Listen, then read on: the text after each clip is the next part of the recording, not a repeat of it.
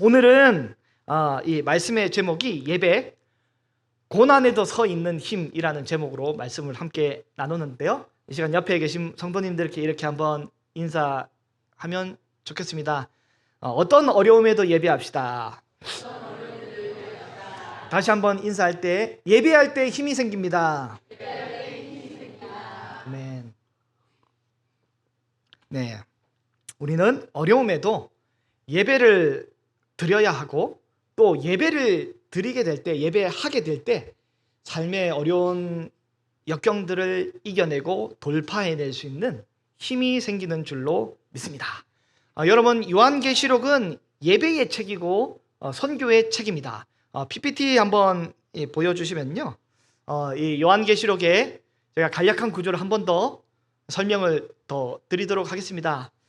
요한이 예수 그리스도를 통해서 받은 말씀입니다. 하나님이 예수 그리스도를 통해서, 천사를 통해서 요한에게 알려주고, 요한은 각 교회의 지도자들에게, 설교자들에게, 성도들에게 이 메시지를 전달하도록 지금 권면을 하고 있습니다. 이 말씀을 함께 읽는 자, 듣는 자, 그 가운데 기록된 말씀을 지키는 사람이 복이 있습니다. 여러분, 요한계시록은 오늘 우리에게도 주는 말씀입니다. 그래서 이 말씀을 제가 읽고 있고, 여러분이 듣고 있고, 밖에 나가서 삶으로 지켜내야 합니다. 우리 교회는 어떤 교회냐면, 기록된 말씀을 묵상된 말씀으로 바꾸고, 묵상된 말씀을 이 실현된 말씀으로 바꾸는 교회입니다. 다시 말해서 말씀이 문자로만 남아있는 것이 아니라 묵상을 해서 삶에 적용할 수 있게끔 만들고, 그것을 삶에 실현하는 것이 바로 우리 천우교회 성도들의 이제 삶이 되고 사명이 되어야 합니다. 오늘 이 말씀도 그렇게 되어야 합니다. 요한계시록은 크게 네 파트로 나뉘게 됩니다. 여러분, 이 네 가지 환상이 요한계시록의 큰 기둥이 되는데요. 첫 번째는 뭐냐면 1장에 보면 주의 날에 내가 성령에 감동되어 라고 해서 요한이 환상을 봅니다. 두 번째는 뭐냐면 4장에 보면 내가 곧 성령에 감동되었더니 하며 또 환상이 시작됩니다. 세 번째는 뭐냐면 성령으로 나를 데리고 갑니다. 그리고 21장에도 성령으로 나를 데리고 가며, 이렇게 네 가지 큰 어떤 장면의 전환이 있는데, 이 장면의 전환으로 인해서 요한계시록이 틀이 잡히고 전개가 됩니다. 그래서 요거를 우리 성도님들이 읽으시면 계시록이 무슨 내용인지 어느 정도 틀이 이해가 되시고 어렵지 않게 받아들일 수 있겠습니다. 계시록은 특별히 이 환상을 통해서 땅의 영역과 하늘의 영역으로 구분이 됩니다. 여러분, 어떻게 구분이 되냐면 1장에 보면 그 7교회에 주시는 메시지가 나옵니다. 1장 10절에부터 보면 7교회에 우리 주께서 메시지를 주겠다라고 말씀하시면 2장 3장에 그 내용이 나온다는 말이죠. 7교회의 현실이 참 암담하고 암울합니다. 여러분, 7교회의 현실이 암담하고 암울한데, 정체성을 잃어버리고 상실할 만큼 암담하고 암울한데, 이걸 어떻게 극복할 수 있습니까? 바로 이 하늘에서 이루어진 것이 땅에서 이루어져야 우리는 이겨낼 수 있는 것입니다. 그래서 4장 2절부터 보면 하늘 보좌의 영광이 나옵니다. 하늘 보좌에 어떤 지금 영광스러운 예배가 진행되고 있는지, 그리고 이 세상의 흐름을, 판도를 누가 좌지우지하는지, 이것이 하늘에서 나오게 됩니다. 땅의 영역에 어떤 일이 있습니까? 이 하늘에서 이루어진 사건들이 땅에서도 이루어지며, 땅에서는 이 짐승, 음녀, 바벨론, 이 거짓 선지자들이 멸망하는 내용이 17장부터 해서 쭉 등장하게 됩니다. 판도가 바뀌게 되는 거죠. 하늘에서 승리가 땅에서도 임해서 땅의 판도가 바뀌게 됩니다. 결국 어떻게 됩니까? 이 하늘에서 보여준, 제가 네 글자로 맞추다 보니까 이게 좀 경건하지 못한 단어가 나왔는데, 어린 양 짱이라 나왔는데, 어린 양이 제일 높아지는 그 내용이 등장하게 됩니다. 그래서 짐승이 높아지는 것이 아니라 어린 양이 제일 높아지는 하늘의 승리, 땅의 승리. 다시 말해서 새하늘과 새 땅이 땅으로 내려와서 여러분 우리가 죽어서 올라가는 게 아니라 여러분 하나님 나라가 우리 가운데 내려옵니다. 그래서 땅과 하늘이 합해지는 이제 파루시아 주께서 강림하심으로 인해서 땅과 하늘이 합해지는 내용으로 모든 요한계시록이 종결되게 됩니다. 여러분 그 요한계시록을 보면 되게 헷갈리는 말이 있어요. 여러분 참 하나님은 어떤 분이냐면 전에도 있었고 지금도 있고 나중에도 있어요. 전에도 있고 지금도 있고 나중에도 있어요. 여러분 이게 무슨 의미입니까? 우리 구약 성경에 보면 여호와는 어떤 분이에요? 여호와는 스스로 계신 분이라고 이제 번역을 하긴 했지만 여호와는 여호와입니다.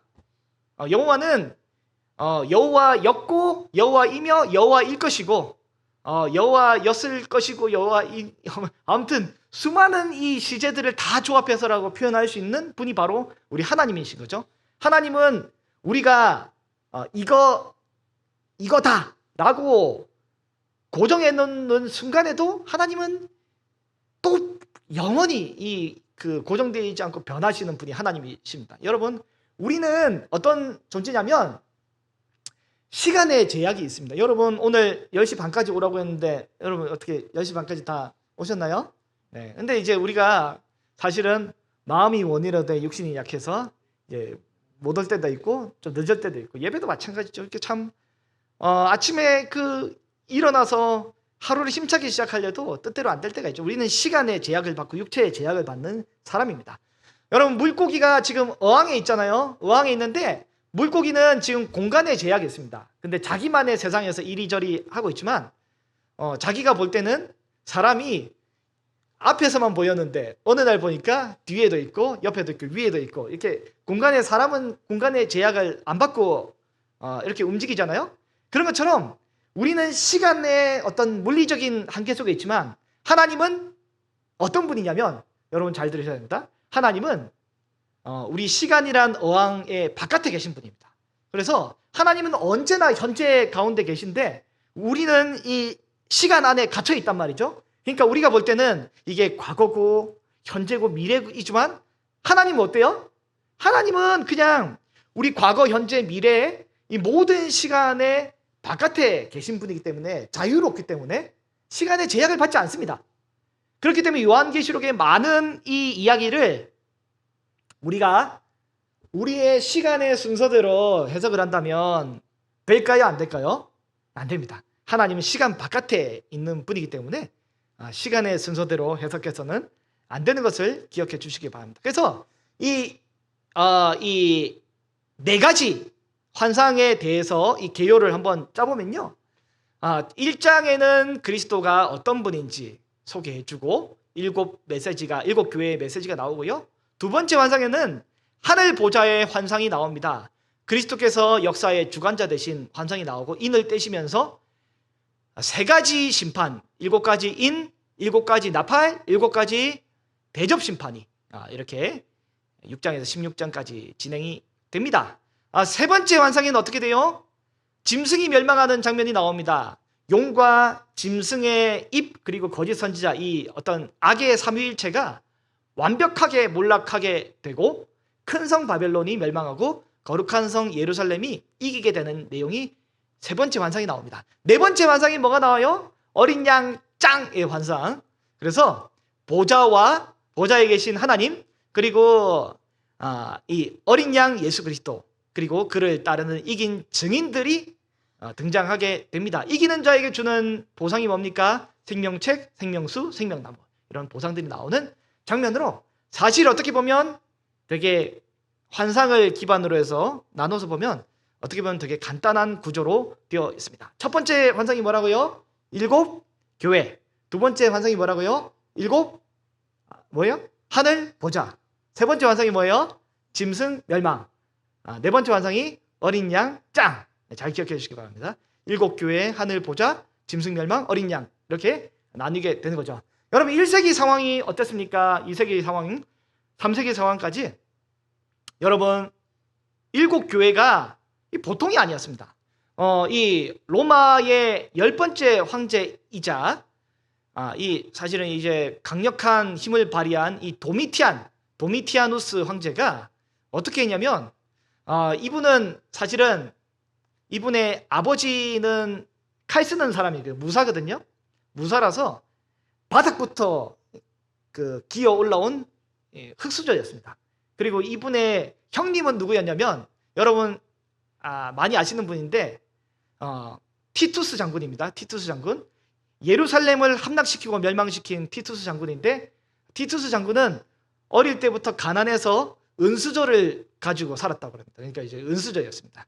근데 이 도미티안은 어떻게 했냐면, 이미 제국을 이 아버지가 장악하고 티투스가 어느 정도 제압한 다음에 그 다음에 자라났단 말이죠. 이분은 태어날 때부터 금수저를 메고 태어났습니다. 그래서 굉장히 자존감이 높고 고매한 모습으로 아랫사람들을 대우했는데, 어린 시절에 이제 이분이 자기 이제 천민 출신의 아내를 맞았는데, 황제가 되자마자 어떻게 했냐면, 천민 출신의 아내가 자기에게 입맞추려고 하는 것을 거부하면서 감히 천박한 것이 이렇게 밀어냈다는 설이 있습니다. 이 황제는 그래서 스스로를 어떻게 했냐면, 나는 이 주님이고 온 세상의 구주다라고 스스로 선포하고, 황제를 숭배하지 않는 자들에 대한 핍박이 시작이 되었습니다. 엄청난 핍박이 시작됐습니다. 여러분, 세상에는 이런 핍박과 어려움이 있었단 말이죠. 세상에는 로마 황제가 득세하고 로마 황제가 세상을 지배하고 있는 것처럼 보였습니다. 근데 그래서 이제 어떻게 해요? 이렇게 좀 빠졌는데, 위에 보면 글자가 뭐냐면 에베소에 있는 이 도미티안 신전입니다. 에베소에 있던 이 도미티안 신전의 터인데, 에베소에 이렇게 이 신전을 만들었단 말이죠. 그리고 그 다음 장면을 한번 보시면, 이 에베소에 사도 요한 교회의 터가 있어요. 같은 에베소에 지금 뭐가 있어요? 황제를 숭배하는 터가 있고, 그리고 이 사도 요한이 담임이 돼서 이제 요한이 어땠어요? 요한은 예수님의 막내 제자로서 예수님의 어머니 마리아를 어떻게 했냐면 십자가상에서 모시기로 했단 말이에요. 여기서 이제 모시고, 그리고 성도들과 함께 예배드렸던 예배터이란 말이죠. 예배를 이렇게 드렸는데, 여기서 한쪽에는 황제를 숭배하고 한쪽에는 이 그리스도를 예배하고 있는 것이 공존하는 사회 속에 살고 있었습니다. 여러분, 하나님과 황제를 겸하여 섬길 수밖에 없는 사회 제도 속에서 성도들이 살고 있었단 말이죠. 그래서 일곱 교회에게 이제 환상을 보여줄 때 어떻게 하냐면, 이 요한에게 먼저 1장에서 누가 이 교회를 통치하고 있는 사람인지 알려줍니다. 여러분, 이 정말 그 무서운 장면이 1장에서 나오잖아요. 입에서 막 칼이 나오죠. 그 발은 청동과 같고 흰 옷을 입고 7 금초대 사이를 지나고 이 손에는 7 별을 쥐고 계신 그리스도가 나오고요. 이걸 보고 이 요한이 기겁을 합니다. 근데 예수님 손에는 뭐가 들려 있었냐면 천국의 열쇠를, 지옥의 열쇠를 쥐고 있습니다. 예수님은 이 지옥의 열쇠를 열었다 닫았다 할 수 있는 권능이 예수님께 있는 거죠. 예수님은 교회를 다스리시는 분이고 7 교회를 이리저리 움직이시고, 한 손에는 7 교회의 지도자들을 쥐고 계신 그런 권능이 가진 분이심을 알려주신단 말이죠. 그래서 어떻게 해요? 우리가 이제 흔히 이제 7 교회를 다니는 거를 이제 그림을 못 그리니까 이렇게 그렸는데, 사실 저도 이게 그림을 어떻게 그려야 될지 모르겠는데, 실제 이제 7 금초대는 이렇게 생겼습니다. 예수님이 날씬하신지 7 금초대 사이를 어떻게 지나시는지 모르겠지만, 이렇게 예수님은 교회를 이렇게 보살피고 돌보시는 분이라는 것을 환상을 통해서 알려주시고 보여주시는 거죠. 두 번째 환상에 뭐가 나왔습니까? 하늘 보좌가 나옵니다. 그래서 4장부터 해서 5장까지는 황제가 온 세상을 주관하는 것처럼 보이는 이때에 어떻게 했냐면, 하늘 보좌에서 세상을 주관하는 이 두루마리에 7인이 쳐져 있는데, 이 7인을 감히 누가 뗄까? 세상의 이 역사를 누가 주관할까? 라는 것에서 갑자기 천사가 누가 이것을 뗄 수 있겠습니까? 했더니 이제 그 우리 사도 요한이 울잖아요. 누가 뗄까요? 우니까 그때 누가 나타납니까? 되게 참 웃긴 장면이 나와요. 어린 양께서 7인을 이제 가지고 오시죠. 어린 양의 눈에는 7눈이 있고 7뿔이 있는 완전한 통찰력, 완전한 이 통치력을 가지고 계신 어린 양께서 이 세상의 모든 역사를 주관하시는 이 권능을 가지고 계시기 때문에 인을 하나하나씩 떼십니다. 그러면서 온 세상이 돌아가는 거죠. 성도에게 뭘 보여주는 겁니까? 황제가 온 세상을 주관하는 것이 아니라 대통령이, 그리고 이 세상의 경제인들이, 또 어떤 음모론자들이 말하는 이게 삼각형도 있고 블랙아이도 있고 이게 일루 뭐예요? 이상한 것도 많잖아요. 그런 사람들이 세상을 주관하는 것이 아니라 일루미나티죠. 이게 그런 사람들이 세상을 주관하는 것이 아니라 누가 세상의 인을 떼시고 주관하냐면 누구입니까? 바로 그리스도.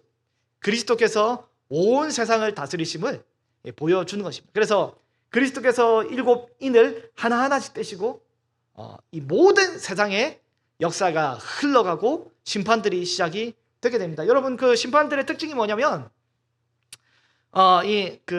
이제 러시아 인형에 마트로시카 인형이 있잖아요. 이게 인형이 있는데 하나씩 인형을 이제 딱 열다 보면 그 인형 속에 다른 인형이 또 있잖아요. 열면 또 다른 인형이 있고, 이렇게 7인이 있는데 하나, 둘, 셋, 넷, 다섯, 6가지 인을 떼고 7을 떼면 끝나는 줄 알았는데 떼니까 뭐가 나오냐면 이제 나팔이 7나팔이 나와요. 7나팔을 하나, 둘, 셋 뗐는데 6가지 나팔을 불고 7나팔을 뗐는데 뭐가 나오냐면 7대접이 나옵니다. 이런 식으로 그 안에 이 심판들이 이런 식으로 이제 들어가 있는 거죠. 이게 그리스도께서 온 세상을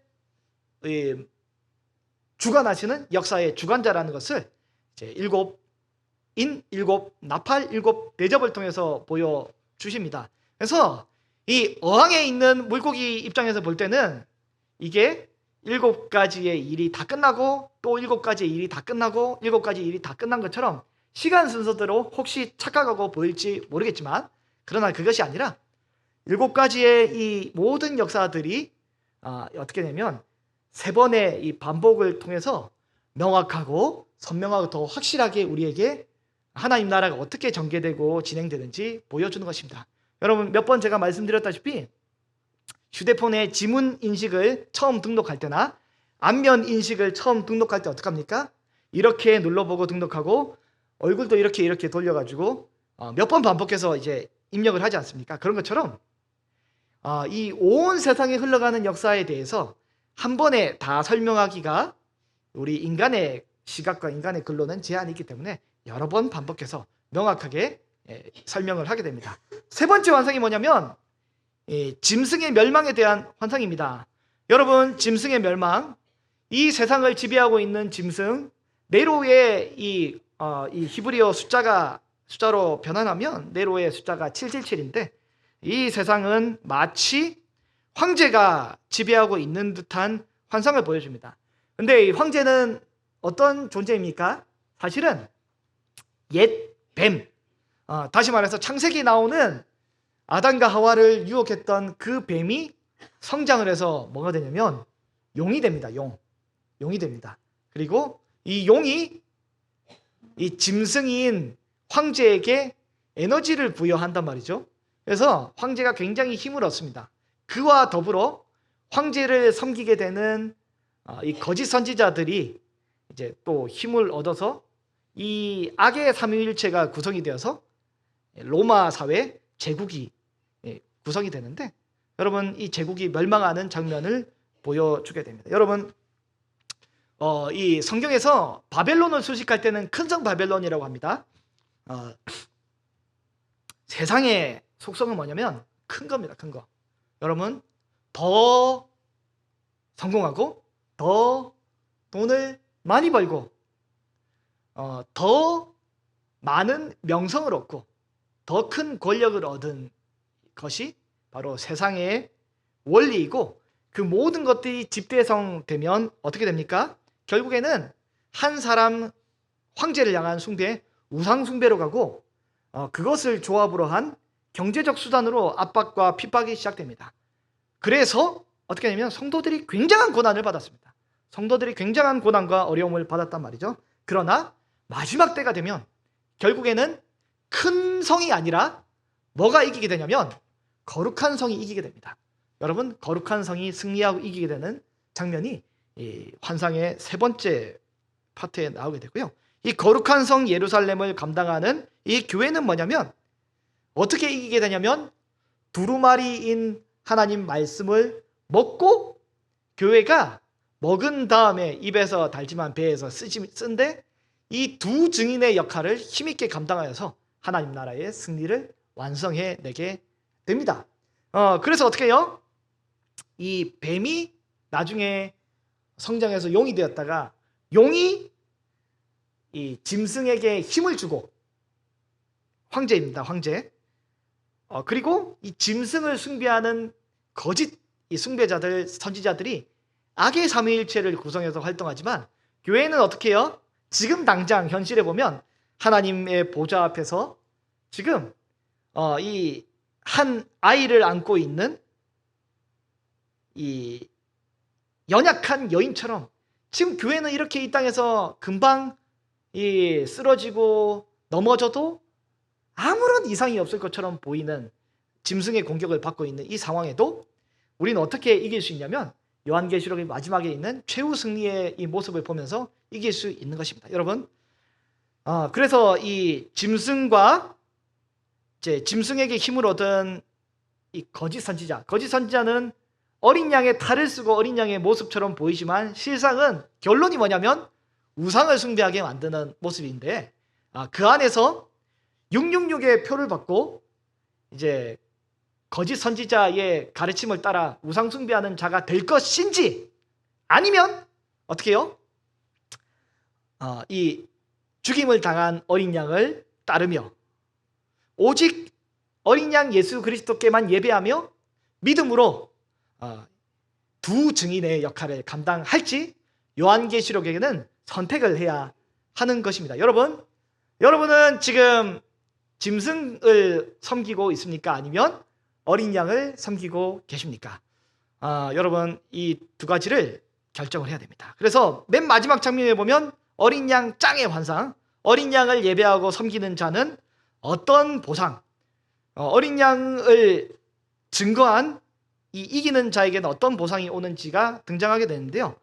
그것이 바로 생명나무에서 영원히 이 먹고 배고프지 않고 에너지를 공급받고 생명수도 공급받고 그리고 어린 양의 인을 박힌 사람들은 바로 생명책에 기록되는 역사를 보여주게 됩니다. 다시는 눈물이 없는 역사를 보게 되는 거죠.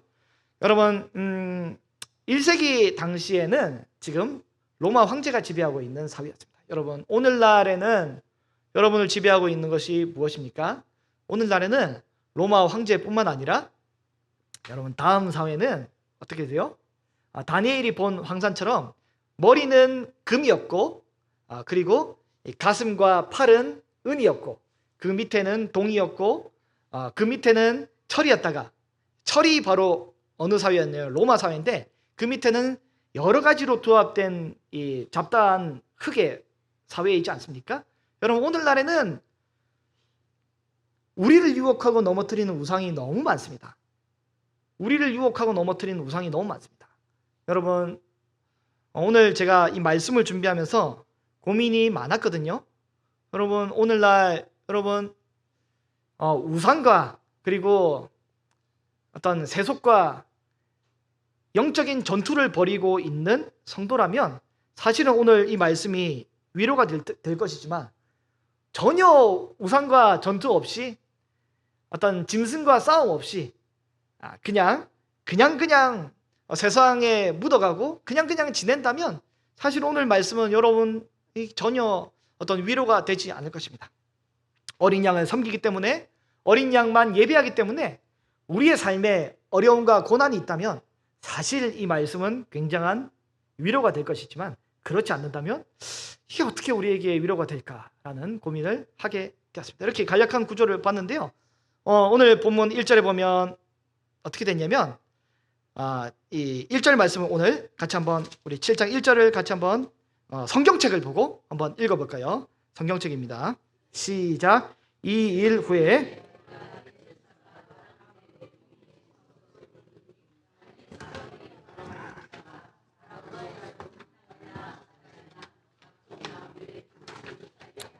여러분 땅의 사방에 이 바람을 지금 어떻게 하냐면 천사가 붙잡고 있습니다.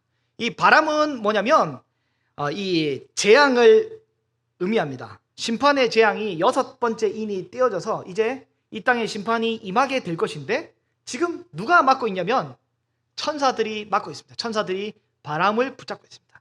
여러분 인간적인 시각으로 볼 때 어떻게 바람을 붙잡을 수 있을까라고 이제 우리가 생각할 수 있겠지만 이것을 이제 우리는 과학적으로 해석하는 것이 아니라 하나님이 어떤 이 바람의 이 부분을 우리 인생에 부는 파장을 붙잡아 주신다라고 해석을 하면 좋겠습니다. 여러분 제가 오늘 아침에 교회에 와가지고 제일 처음 한 것이 뭐냐면 문을 활짝 다 열고 그 다음에 환기를 시킨 다음에 제가 뭘 했냐면 선풍기를 틀었습니다. 그때 깨달았습니다.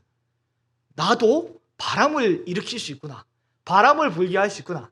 여러분 하물며 하나님이 천사가 바람을 불게 하고 멈추는 것이 뭐 불가능하겠습니까? 여러분 인생에 수많은 바람들이 여러분 불어옵니다. 수많은 시련의 바람이 불어오지만 그 바람이 강력한 바람이 그대로 우리의 면전에 다가오지 않도록 하나님이 지금 붙잡아주고 계신 거죠. 우리의 믿음에 따라 우리의 믿음이 확고해질 때까지 붙잡아주고 있는 것입니다. 오늘 보면 2절을 보면 천사가 하나님의 인을 가지고 온 세상을 돌아다니며 믿는 사람들의 이마에 인을 치려고 합니다. 그래서 이 바람을 이제 어떻게 하냐면 언제까지 하냐면 이마에 인치기까지 기다리라라고 합니다. 이마에 도장을 치기까지. 우리 어떻게 해요? 옛날 드라마 이 추노에 보면 이제 도망가는 노비의 이마에 이 인을 낙인을 찍지 않습니까? 이게 굉장한 수치와 모욕이고 어떤 평생의 이 벌이었는데 여러분 사람의 이마에 인을 친다는 것이 별로 좋아 보이지 않는 상황 아닙니까? 근데 하나님의 종들의 이마에 인을 친다라고 하는데 여러분 이게 그 문화적인 배경을 이해하셔야 합니다. 유대인들은 테필린이라고 어떻게 하냐면 이마에 그 조그만한 그 뭐죠? 여러분 그 형제들이 나중에 자매들한테 프로포즈 할 때 반지를 이렇게 할 사람이 있어야 하죠. 나중에 어쨌든 하는 때가 오면 반지를 이렇게 하잖아요. 그 반지의 케이스만한 거를 이마에 달고 있단 말이죠. 그래서 이마에 이 표를 가지고 있습니다. 그 다음에 손도 뭘 감고 있잖아요. 이게 싸움꾼이 감은 게 아니라 이게 뭐 경건한 것을 감은 것입니다. 그래서 유대인들은 이렇게 이마에 팔에 하나님 말씀을 담고 있는데 여기 4가지가 들어가 있습니다. 그래서 이 4가지 말씀이 어떤 말씀이냐면 첫 번째가 출애굽기 13장 1절 10절의 말씀인데 요약하면 뭐냐면 처음 난 모든 것은 다 거룩하게 주님 것이다. 그래서 이것을 손내 기호와 미간의 표로 삼는다 해서 이제 이 표로 이제 미간이 이마입니다. 여기에 이제 넣는 거죠. 요거를 문자적으로 유대인들 합니다. 그 다음에 13장 11절에서 16절까지 보면 우리를 애굽에서 인도하셨음을 여기 넣는단 말이죠. 또 뭐가 있냐면 제일 중요한 건데 쉐마 이스라엘 유일하신 여호와 마음을 다해서 뜻을 다해 힘을 다해 하나님을 사랑하라는 것을 마음에도 새기고 어떻게 하냐면 자녀들에게 가르치고 손목과 기호에 미간의 표를 삼아서 집에도 이거를 문설주와 바깥에 기록을 하도록 명령합니다. 유대인들이 이거를 문자적으로 합니다. 아울러 또 마지막으로 뭐가 있냐면 내 명령을 너희가 청종하고 하나님 여호와를 사랑하고 마음을 다하고 뜻을 다해 섬기면 하나님이 이른 비 늦은 비를 적당하게 주고 안 섬기면 이제 가뭄이 와서 멸망한다라는 것을 지금 이제 마음과 또 미간에 이렇게 담고 문설주와 바깥에 기록하게끔 문자적으로 이들이 이렇게 시행을 한단 말이죠. 여러분 이것이 바로 뭐냐면 이마에 박힌 표, 그 다음에 팔에 박힌 표가 뭐냐면 이게 바로 우리의 용어로 바꾸자면 777입니다. 하나님을 온전히 섬기고 온전히 예배하고 온전히 사랑하고 온전히 주만 바라보는 그것이 바로 귀한 생명 말씀이 여기 있는데, 이 테필린이 바로 이제 하나님의 인이 박힌 거죠. 말씀이 문자적으로 이게 그 어떤 박스를 여기 붙이고 이렇게 그렇게 아니라 생각에, 우리 모든 생각에, 우리 모든 행동에 말씀이 들어가 있는 그것이 바로 말씀에 임박힌 사람, 이것이 바로 성도의 온전한 모습입니다. 그래서 이런 이 스티그마 이런 게 아니라 이렇게 이상한 사람들 바코드에 666이 있니, 백신을 맞으면 지옥 가니, 천국과 지옥이 백신 맞는다고 가면 3차 접종하면 더 못 가고, 한 번만 접종하면 빨리 갑니까? 천국과 지옥은 어떻게 가요? 예수 그리스도를 믿어야 가죠. 어디서 복음을 하다못해 사형님만 들었어도 그런 얘기는 안 할 텐데 되잡는 소리를 하잖아요. 여러분, 이게 하나도 안 중요해요. 머리와 또 손과 지배에 뭐예요? 말씀의 원리를 따라, 하나님의 말씀의 이 기반을 따라 움직이고 살아가는 그 사람이 하나님의 인이 박힌 사람이고, 세속적인 사람 생각이 머리부터 행동까지 빼곡하게 박혀 있는 그 사람이 바로 666 아니에요? 세상 사람이 교양 있고 적절하게 이 부유하게 살면서도 인본주의적으로 살아가는 그 사람이 바로 666이지, 말씀대로 살아가는 사람은 이제 그게 아니잖아요. 여러분, 당대의 사회는 어땠어요? 황제에게 숭배하도록 명령했습니다. 이게 바로 인간적인 방법이고, 인간적으로 타협하며 황제와 더불어 황제의 신전에서 뭘 얻어먹고 황제의 신전에서 매매하는 것을 얻어서 쓰고, 그 사회 속에서 적당하게 살아가는 것이 유대인의 그리스도인의 1세기의 사회의 모습이었는데, 그러나 황제를 주님으로 고백하지 않고 어린 양만 주님으로 고백하는 그 예배하는 삶으로 그리스도인들은 부름을 받았습니다. 황제를 숭배하지 않으면 어떻겠어요? 이 사회에서 배척을 당하는 것입니다.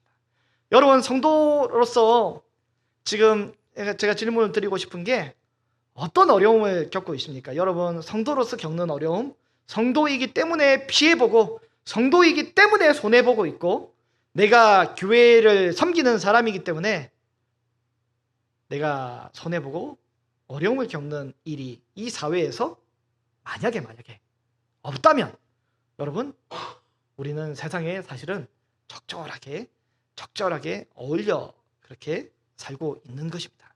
여러분, 우리는 우리의 머리와 손에 세상에서 적당한 숫자인 6이 박혀 있는지, 하나님의 완전한 숫자가 7이 박혀 있는지 잘 기억하시기를 바랍니다.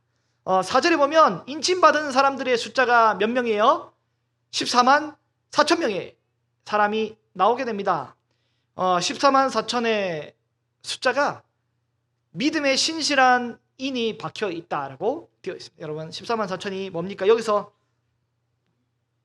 많은 이단들이 나오잖아요. 이스라엘의 숫자를 여러분 보면 1은 뭐냐면 하나님의 숫자입니다. 3은 하늘의 숫자입니다. 3천층에 올라갔다고 해요. 삼위일체도 여기 들어가잖아요. 4는 뭐냐면 인간과 땅의 숫자입니다.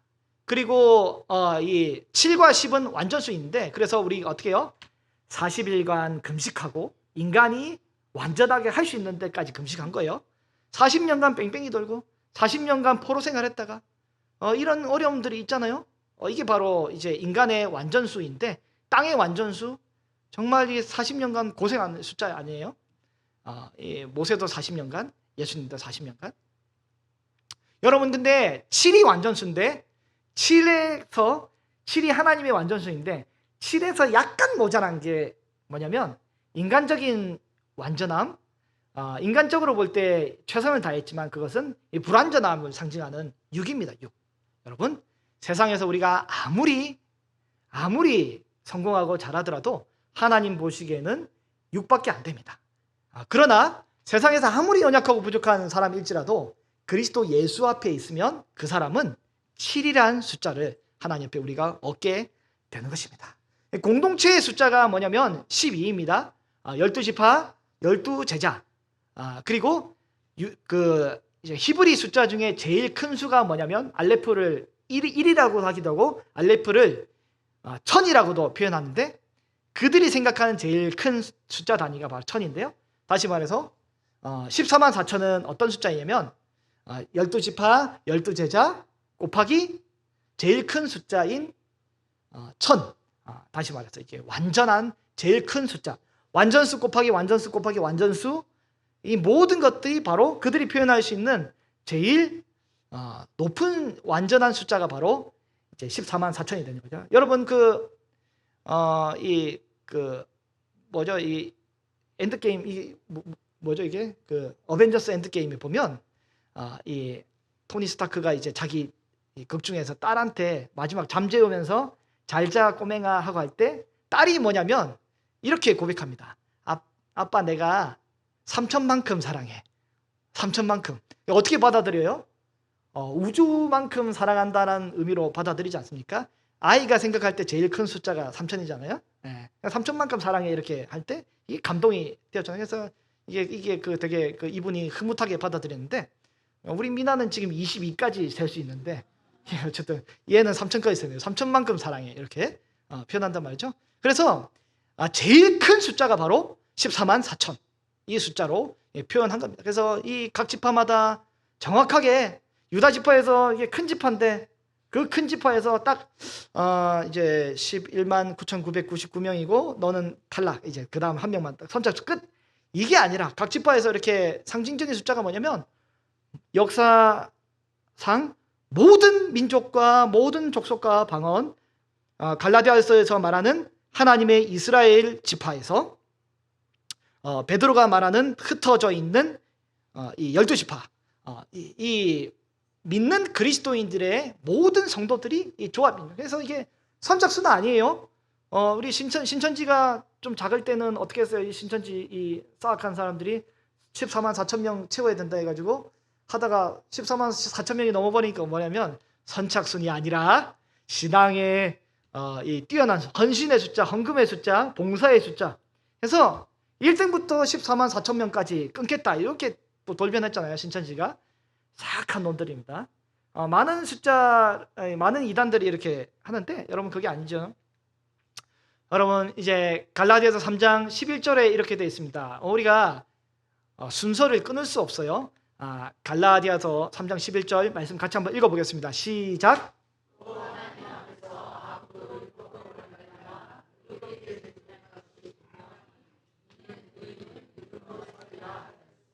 여러분 행위로 어떤 삶의 아름다움으로 우리가 하나님 나라에 입성하고자 시도하는 것 자체가 굉장히 어리석은 겁니다.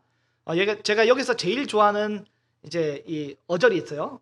이제 단락이 있는데 이제 뭐냐면 뭘까요? 한번 상상해 봅시다. 맞춰보세요. 제가 뭘 제일 좋아할까요? 예? 제일 좋아하는 것은 뭐냐면 다른 생각하지 않도록 만들어줍니다. 뭐냐면 분명하니. 분명합니다. 끝났어요. 딴 생각 아무도 안 돼요. 분명합니다. 분명해요.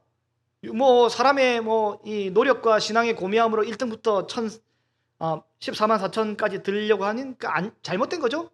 분명합니다. 근데 3장 13절에 뭐라고 돼요? 그리스도께서 우리를 위해 저주를 받았어요. 율법의 저주를 받았는데 기록된 바 나무에 달린 자마다 뭐 아래 있어요? 저주 아래 있습니다. 여러분 저와 여러분의 모든 이 연약함과 죄악의 저주를 누가 그 몸에 받으셨냐면 그리스도께서 십자가에 달리심으로 그 몸에 다 받으셨어요. 여러분 그리스도께서 이 십자가에 달리심으로 우리의 모든 율법의 이 저주와 어떤 우리가 율법으로 노력해야 할 것을 다 감당해 주셨는데 예수님 참 수고 많으셨어요. 참 수고 고생 많았는데 저도 나름 노력해 볼게 해가지고 나름의 본인이 또 14만 4천 안에 들려고 노력하는 것 자체가 굉장히 어리석은 일이잖아요. 이는 그리스도 안에서 아브라함의 복, 이 이방인에게 미치게 하고 우리로 하여금 믿음으로 말미암아 뭘 받냐면 성령의 약속을 받게 합니다. 하나님 나라를 믿는 사람에게 주어지게 하는 아브라함의 복, 성령의 약속을 받게 하는데 여러분 다음 구절을 같이 한번 읽어볼까요? 시작!